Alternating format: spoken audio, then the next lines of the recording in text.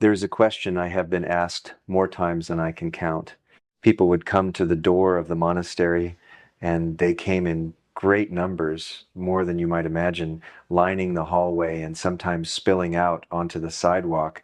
And after we had spoken for a while, after they had shared whatever burden had brought them to me that morning, they would look around at the bare walls and the plain wooden floors and the single small window that let in whatever light God was pleased to send, and they would ask me, quietly, as though they were almost afraid to say it aloud, "Father, how can you be so at peace? How can a man who has nothing look the way you look?" I always smiled when they asked me that. Not because I thought the question was foolish, it was one of the most honest questions a person could ask. I smiled because the question itself contained its own answer, if only they could see it. They assumed that peace was something you arrived at after you had accumulated enough. After the debts were paid, after the children were through school, after the business finally turned the corner it had been threatening to turn for 3 years, they assumed that what I had, this quietness inside, this sense that everything was going to be all right, was something I had achieved by solving the problems they were still trying to solve. But it was the opposite.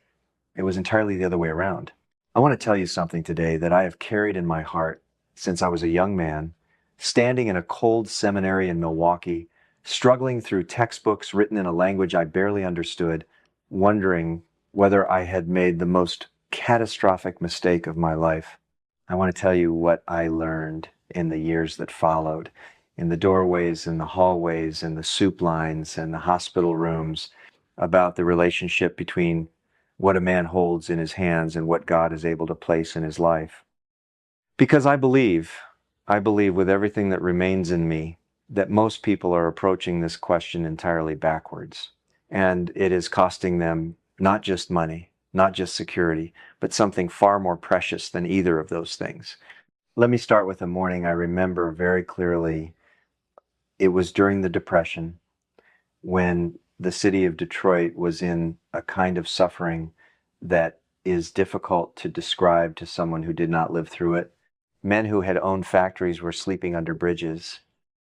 Women who had never asked anyone for anything in their lives were bringing their children to our door because there was nothing left in the cupboard and no prospect of anything arriving.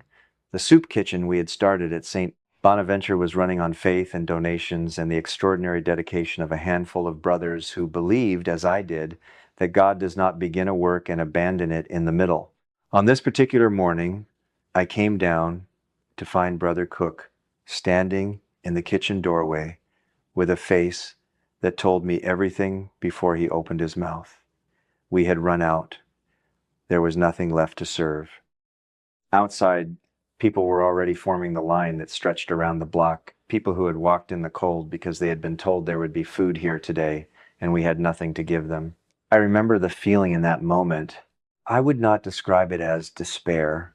Despair was something I had decided many years earlier I was not going to permit myself, but it was a real and sobering reckoning with what appeared to be true, that we had reached the end of what was possible.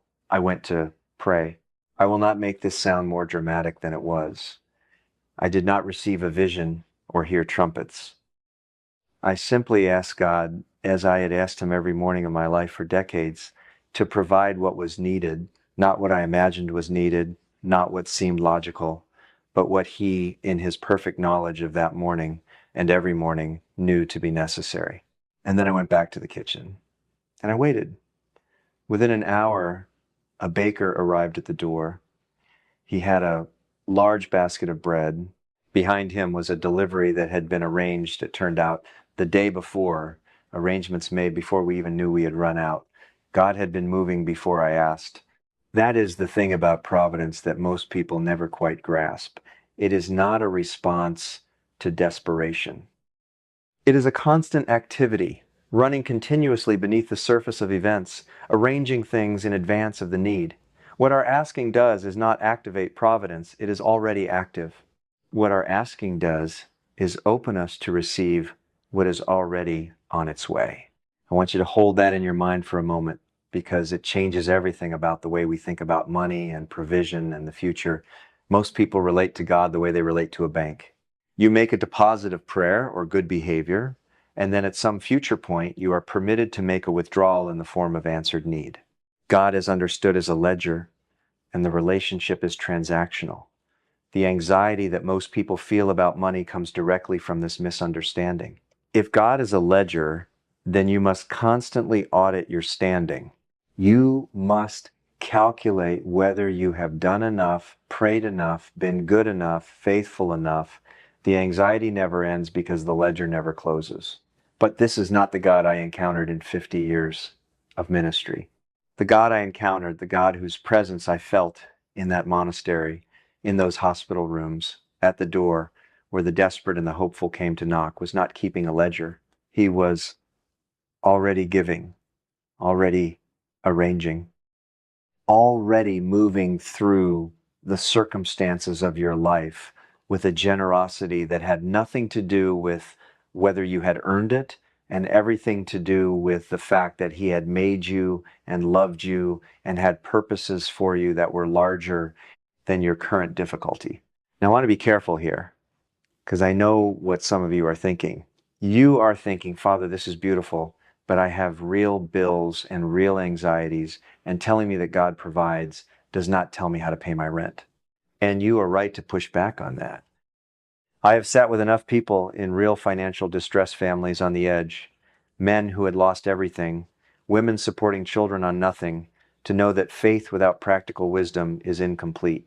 So let me tell you what I actually observed over a lifetime of watching how providence works in the practical details of human lives. The first thing I observed is this: the people who were most free from financial anxiety were almost never the people who had the most. This seems counterintuitive, and yet it was so consistent across so many years and so many conversations that I cannot dismiss it as coincidence.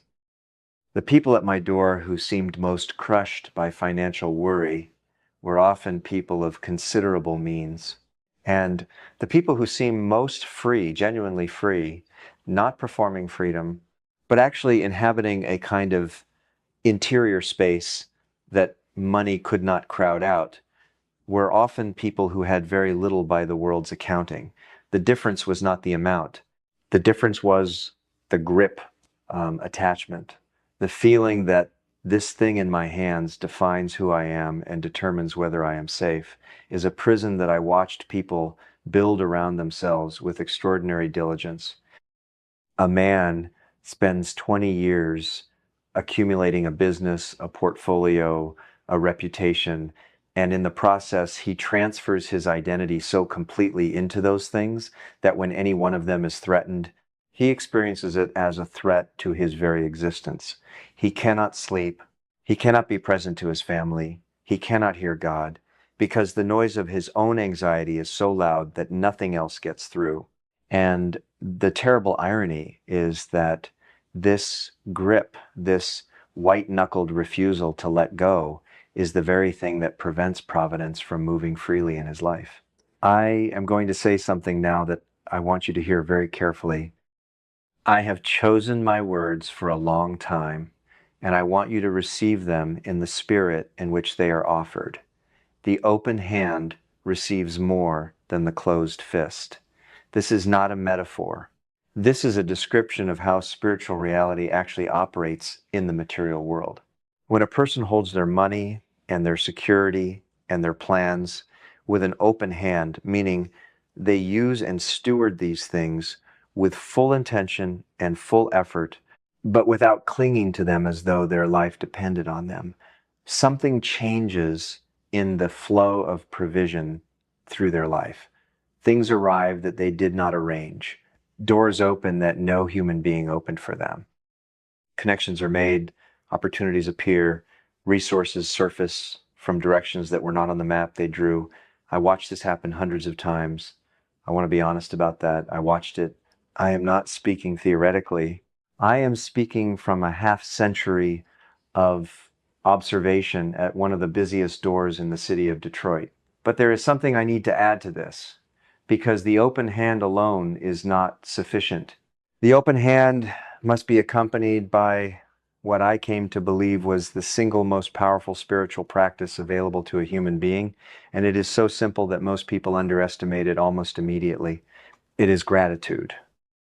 Not gratitude as a polite sentiment, not gratitude as a ritual we perform before meals, gratitude as a sustained and serious recognition that everything you currently have, the breath in your lungs, the people who love you, the work your hands can do today, is a gift that you did not earn and cannot command. And that this gift, right now, in this moment, is enough. My fellow brothers used to tease me gently about the word I used most often. It was the word appreciate. I could not help it. It came up in nearly every conversation I had with every person who sat across from me at that little table near the door. Appreciate what God has already given you. Appreciate the present moment. Appreciate the specific ordinary grace of this day. They would smile, and sometimes they would say, Father, you and your appreciate, and I would laugh with them because it was true. I was something of a broken record on the subject. But I was a broken record on the subject because I'd seen what happened when people actually did it. Not when they agreed with it in principle, not when they nodded and said, yes, Father, gratitude is important, but when they actually stopped in the middle of their difficulty and spent real time recognizing what was already present and good in their lives. Something shifted. I saw it in their faces, a kind of softening, a kind of spaciousness that had not been there before. And in the weeks and months that followed, when they came back to the door, and many of them did come back, they would often tell me that things had changed. Not because their circumstances had dramatically improved, though sometimes they had, but because their relationship to their circumstances had changed. They were no longer inside a prison of their own construction. And in that freedom, they were able to see and respond to things that the anxiety had been hiding from them. This is the economy of gratitude, and it is more real and more powerful than anything taught in any school of finance I have ever heard described.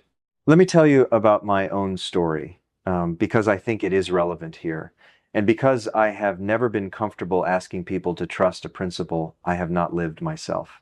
I came from a large family, 16 children, Irish immigrants, a farm in Wisconsin that was beautiful and cold and demanded everything we had. We were not poor in the ways that destroy dignity, but we were not comfortable either. There was always a counting of things. The depression I mentioned earlier, I had already lived through a version of it long before the depression had a name. When I felt the call to the priesthood, I pursued it with everything I had. And I failed academically. I simply could not keep up with the German language curriculum. The professors were patient and they were kind, but the truth was evident. I was not going to make it through as a diocesan priest. What they told me, gently, was that perhaps I would be better suited to a religious order.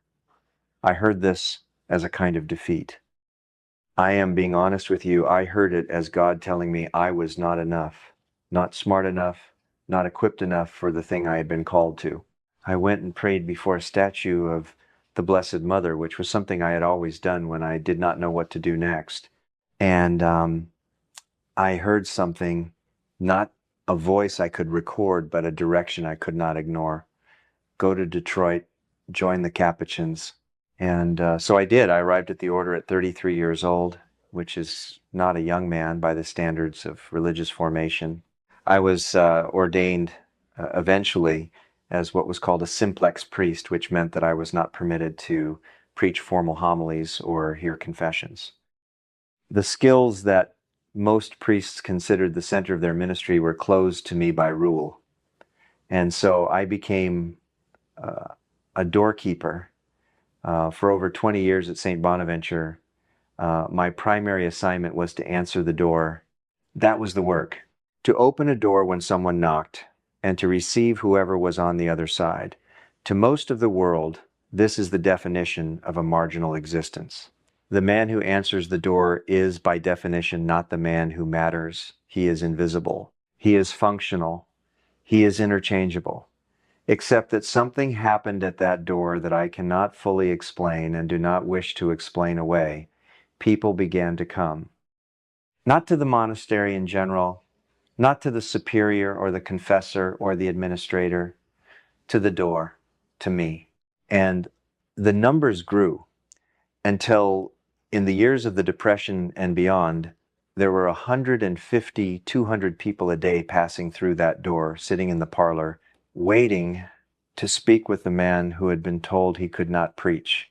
I am not telling you this to suggest that I was special. I tell you this because it is the clearest illustration I know of something I believe with my whole heart.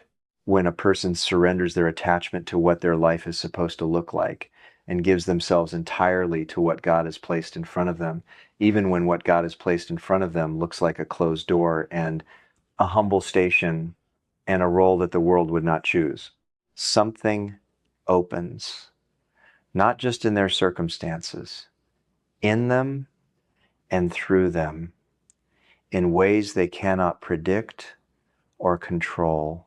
This is the secret that the man who owns nothing knows, and the man who owns everything is still searching for. I want to speak practically now because I think this principle has very concrete application to the financial lives of the people watching this, and I want to be specific. The first practical thing I want to say is this: your financial life will not improve faster than your gratitude grows. I do not say this as a gentle encouragement. I say it as an observation borne out over and over again in the lives of people I knew. The person who is consumed with what they do not have becomes, by a kind of spiritual law, less capable of seeing and receiving what is available to them. The gratitude practice, the regular, serious, unhurried discipline of recognizing what is already good and already given, is not a preamble to financial improvement. It is a precondition for it. The second practical thing is related. Generosity is not the reward you give yourself after you have achieved security. Generosity is the path to security. I watched this happen in the lives of poor families in Detroit who gave away things they could not afford to give and found that they never quite ran out. I watched it in the soup kitchen, where the brothers who gave most freely always seemed to be the ones with enough energy left at the end of the long day. Generosity is not a luxury that the already comfortable can afford. It is a practice that participates in the logic of divine providence, which is itself an unceasing act of generosity, the constant pouring out of being and gift and life into a creation that did not ask for it and could not repay it. To withhold generosity until you feel secure enough to afford it is to misunderstand the mechanism entirely. The security comes through the giving, not before it. The third practical thing, and this is perhaps the most difficult one, so I want to say it carefully, is the practice of what I called present moment faithfulness. I said often to many people in many different ways, we must be faithful to the present moment or we will frustrate the plan of God for our lives. I meant this with great seriousness. Financial anxiety is almost entirely a future-oriented experience. The bills that will come, the security that might fail, the plan that might not work, the job that might disappear. The mind races ahead into a landscape of possible misfortune and begins to live there, even while the present moment, which is the only moment in which any real action is possible, goes unattended. God cannot hand you tomorrow's provision today. He cannot give you next year's strength this morning. He provides in the present moment for the present moment, and those who are genuinely inhabiting the present moment find that what they need is there. Not always abundantly, not always comfortably, but there. The man who is living 3 years in the future in his mind will miss the provision that is arriving right now because he is not present to receive it. I spent years watching people miss things, opportunities that passed through their lives, like light through a window, briefly illuminating the floor, and then gone, not because God had withheld them, but because the person had been so deeply inside their own future anxiety that they were not available to respond to what was present. The discipline of returning to the present moment, of resetting your attention to what is actually here and actually available right now, is one of the most financially significant spiritual practices I know of. And it costs nothing. It requires nothing except the decision to do it. I want to return now to something I said near the beginning, because I want to make sure we do not leave it behind. I said that providence is not a response to desperation. It is a constant activity running continuously beneath the surface of events. I want to add something to that now. Providence is not indifferent, it is personal. It is not a blind mechanical force distributing resources without regard for individuals. It is the activity of a God who knows your name, who knows the number of the hairs on your head, who knows the specific difficulty of your specific life at this specific moment. The provision that arrives in your life is not generic provision, it is fitted to you. It arrives in the form that you need, at the time that you need it, through the channel that makes sense for your situation. This is why comparison is so destructive to financial peace. When a person spends their energy comparing their financial position to someone else's, they are, in effect, rejecting the specific provision that has been fitted for them. They are saying, what you have given me is not enough, because it does not look like what you gave someone else. And in that rejection, they close themselves to the next movement of providence in their direction. I used to tell people, appreciate what God has given you, not what he has given your neighbor. The appreciation must be specific. It must be for this life, this provision, this moment, not for some imagined better version of your life that you observe from the outside in someone else's circumstances. I am nearly at the end of what I wanted to say today, but there is one more thing. It is the thing that I believe ties everything else together, and it is the answer to the question that people asked me at that door for 50 years. How can a man who has nothing look the way you look? The answer is that I did not experience myself as having nothing. I experienced myself as having everything necessary. There is a difference between those two descriptions that I think is very important. Everything necessary is not everything desired. It is not everything imagined. It is not everything that the eye rests on and finds beautiful in another person's life. Everything necessary means what I have been given is sufficient for what I have been called to do in this moment, in this life. And when I held my life in that light, I found that it was full. The door I answered was full of meaning. The people who came through it were full of dignity and depth. The prayer I offered in the early morning hours before anyone else was moving in the monastery was full of real presence, real encounter. The food we distributed from the kitchen was full of God's faithfulness. I owned almost nothing, and I had almost everything. Not because I had achieved some heroic level of spirituality that allowed me to redefine poverty as abundance, but because I had, by grace, and I want to be clear that it was by grace, not by personal achievement, come to understand that the measure of a life is not what it accumulates, but what it receives. And I was receiving every single day more than I could appreciate fully.